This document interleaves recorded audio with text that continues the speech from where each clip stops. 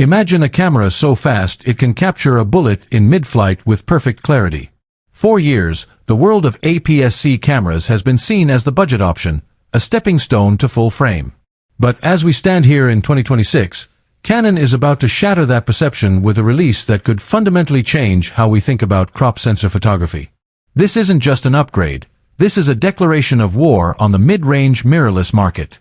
Welcome to the era of the Canon EOS R7 II. Right now, the photography community is buzzing with a mix of excitement and disbelief. Welcome to my channel tech launch. Subscribe my channel and click on the bell icon for the new tech updates.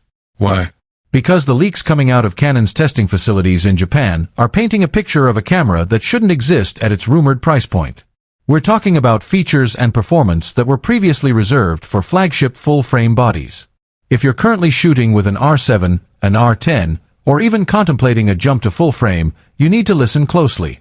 Because the R7 II isn't just the next camera, it's the future of affordable, high-performance imaging.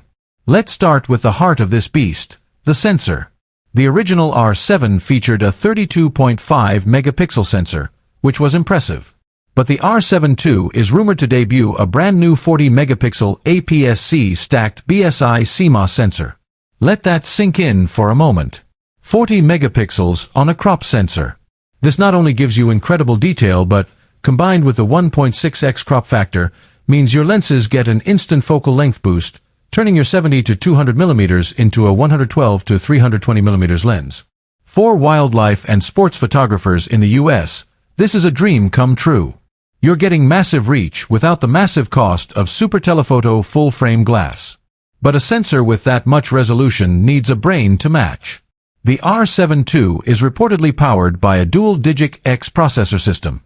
This allows for a staggering 40 frames per second burst shooting with the electronic shutter, and a mind-boggling 60 frames per second in a new pre-capture mode.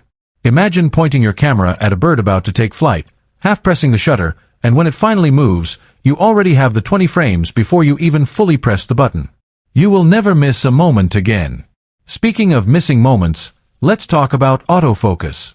The R7 II is rumored to inherit the groundbreaking, deep learning AI-Autofocus from the R3 and R5 II. This isn't just about recognizing eyes and faces anymore. This AI is trained to recognize specific animals, vehicles, and even individual human body parts like hands and feet. Imagine tracking a skateboarder through a complex urban environment, and the camera intelligently sticks to their eye, even when they're upside down or obscured by obstacles. This is beyond predictive tracking. It's intelligent anticipation. Now, for the video capabilities. While the R7 offered impressive 4K, the R7 II is rumored to jump to uncropped 6K 30p and oversampled 4K 120p. The camera reportedly uses a new internal cooling system, allowing for extended recording times without overheating, a critical feature for event videographers.